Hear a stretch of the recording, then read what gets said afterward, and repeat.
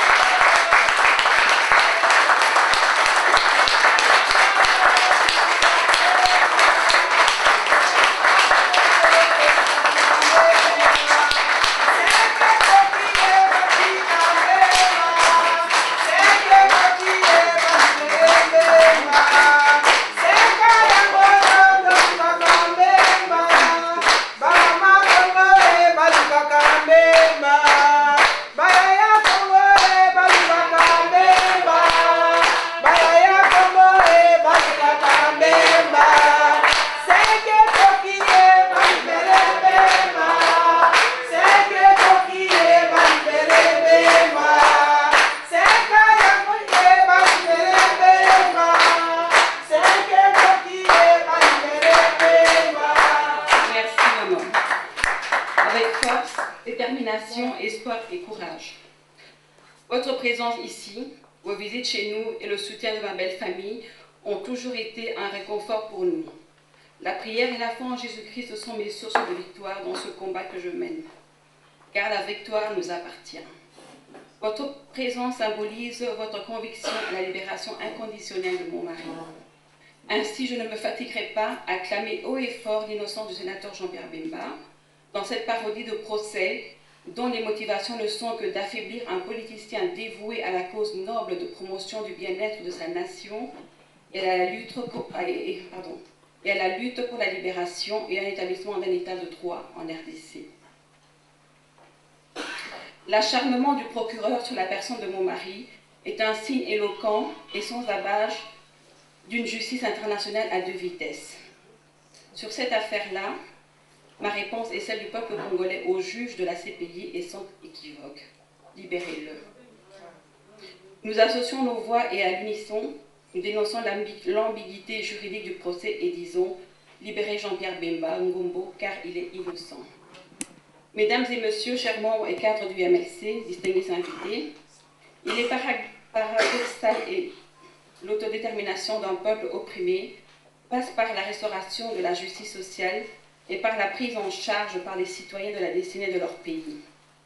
Le délabrement du système éducatif, le marasme économique avec désintégration des facteurs micro- et macroéconomiques, la perforation de la justice, la dépravation de mœurs dans une défiance culturelle, l'immoralité et la tricherie, la mauvaise gouvernance publique, les destructions de l'environnement dans un écosystème contaminé, la corruption et l'impunité, la clochardisation de la fonction publique et du peuple, le viol des femmes comme arme de guerre et la violation des droits de l'homme en République démocratique du Congo.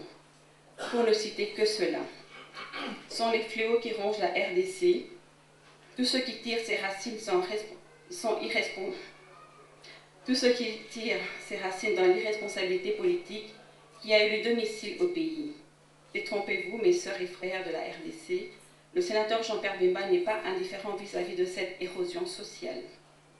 Il est en formation pour aiguiser sa vision pour un Congo nouveau et dispose d'une pensée créatrice au bénéfice de son grand et beau pays, la RDC. En ce sens, il est agréable que le peuple congolais soit uni et travaille ensemble, main dans la main, pour relever le défi de la démocratisation en RDC, car rien n'est impossible à celui qui croit. Le sénateur Jean-Pierre Bemba et moi, nous croyons qu'un jour le peuple congolais retrouvera sa liberté, le peuple congolais sera respecté et honoré dans une conviction d'implication de toutes et tous à l'effort commun de changement de la mentalité en RDC. Mon mari croit en l'avenir radieux du Congo, d'un Congo nouveau. C'est pourquoi il est très important de demeurer dans la foi, car l'Éternel Dieu n'abandonne jamais son héritage. À la lumière de ce qui précède, je vous réitère encore mes vifs remerciements pour votre présence, et je vous dis qu'avec Dieu nous vaincrons et nous ferons des exploits. Que Dieu vous bénisse.